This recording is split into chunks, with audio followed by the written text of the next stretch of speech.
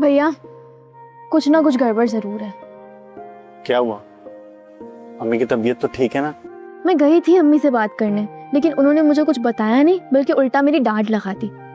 भैया अम्मी की ना जरूर वहीद अंकल से कोई बात हुई है, और मेरा शक है कि उस बात का लिंक ना जरूर अजरा से है। आप बताएं, आपको क्या लगता है? मैं क्या कह सकता हूँ? भैया आपको ना कुछ समझ ही नहीं आता। आप अम्मी के साथ अंदर गए तो थे, आपको पता है अम्मी का मूड कितना अच्छा था। अम्मी का मूड बिल्कुल ठीक था और वो अजरा से भी जाकर मिली थी,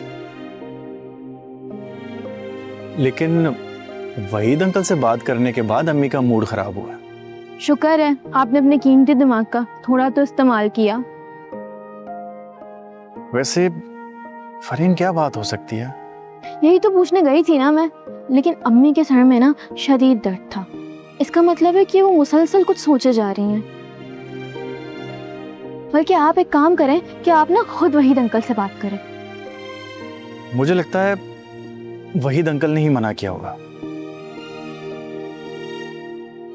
ये क्या बात हुई भैया? अगर उनको इनकार करना होता ना तो वो कॉल पर कर देते। भला बुलाकर कौन इनकार करता है? तुम्हें क्या लगता है मैं फोन करूंगा वहीद अंकल को? ठीक है, अगर अम्मी ने नहीं बताया ना तो मैं खुद वहीद अंकल को कॉल करूंगी।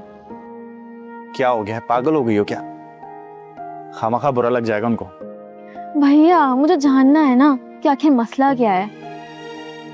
मुझसे तो अम्मी हर वक्त चिड़ी हुई रहती है, मुझे कुछ बताती ही नहीं है। आप पूछ के देखें ना, क्या पता आपको बता दें। प्लीज पूछे ना।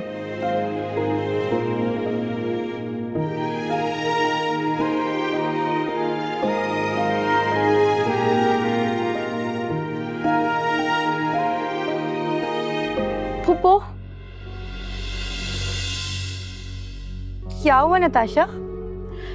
क्या बताऊं फूफो, आप ही ने मुझसे कहा था ना कि जाओ उसे कहो कि जाके किचन देख ले। कमरे में आराम से बैठी हुई थी, गाने सुन रही थी, मुझे देखते ही मुंह बना लिया उसने। जब मैंने उससे कहा कि जाके काम देख लो तो मुझे साफ मना कर दिया। इनकार कर दिया? सिर्फ इनकार नहीं किया फूफो, मुझे खूब सुनाई है और कह रही है कि यहाँ रह क्यों रही हो। अब आप ही बताएं मुझे फूफो, ये आपका घर है, क्या मैं यहाँ नहीं रह सकती? रह सकती हो, क्यों नहीं रह सकती? मैंने खुद तुम्हें बुलाया है बेटा। वो कौन होती है रोकने वाली? उसके तेवर बिगड़ते हुए नजर आ रहे फूफो मुझे। मुझे तो फूफो अनम पे तरस आ रहा है, पता नहीं उसके साथ क्या क्या किया होगा इसने। फूफो मुझे यहाँ रह के अब मजीद अपनी बेइज्जती नहीं करानी, मैं अपने घर जा रही हूँ। नहीं बेटा, वो कौन होती है तुम्हें बेइज्जत करने वाली? चलो मेरे साथ, देखती हूँ मैं उसको।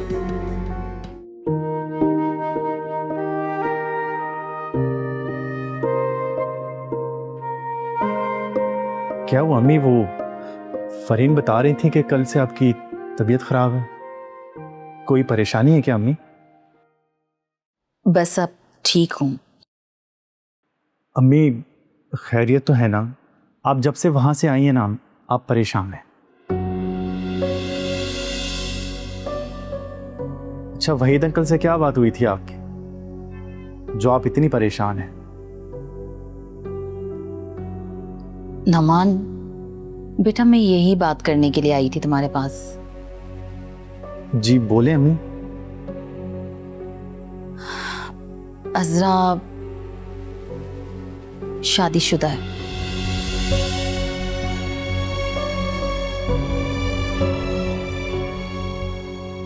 मैं समझा नहीं अम्मी आपकी बात। मतलब ये कि अजरा की पहले से ही शादी हो चुकी है और अब तलाक भी हो गई है। ये आपको वहीद अंकल ने बताया अम्मी? हाँ बिल्कुल। तो ये बात वहीद अंकल आपको बताना चाह रहे थे? हाँ बिल्कुल, बल्कि अजरा की इस शादी से पहले भी एक शादी हो चुकी थी जिसमें उसके शौहर का इंतकाल हो गया था। उन्हें भी इस बारे में पता नहीं था, बल्कि अजरा ने उन्हें 2-4 दिन पहले ही ये बात बताई थी। शायद अजरा इस रिश्ते से इसी वजह से ही इनकार कर रही थी। वैसे अम्मी, आपने वहीद अंकल को क्या जवाब दिया? कुछ समझ में ही नहीं आया, बल्कि मेरे लिए तो ये खबर किसी धमाके से कम ना थी।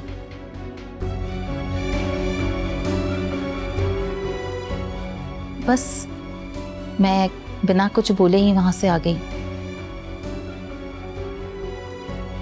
मैं तो ये सोच भी नहीं सकती थी कि अजरा पहले से शादीशुदा होगी।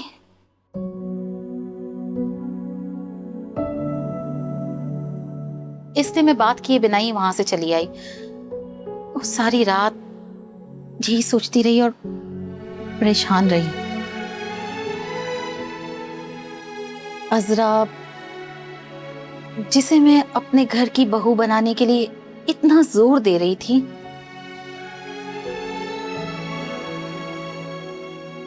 और अब ये हकीकत खुली है तो समझ नहीं आ रहा कि मैं क्या बोलूं। अम्मी, वहीद अंकल को ये बात आपको पहले बतानी चाहिए थी। उन्हें अंदाजा है कि मेरे लिए ये खबर कितनी बड़ी होगी।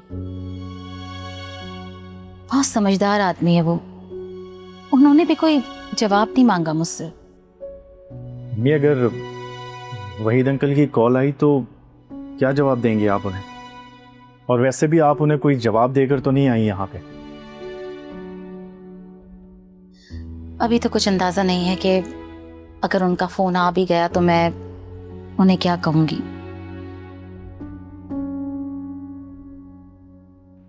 अम्मी, कुछ तो बोलना पड़ेगा ना। तुम्हारा क्या ख्याल है, क्या जवाब देना चाहिए?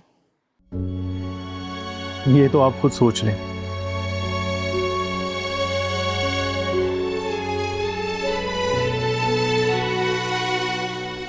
मेरा जवाब तो आप ना में ही होगा। खैर, तुम ऑफिस जाओ, बाद में बात करेंगे।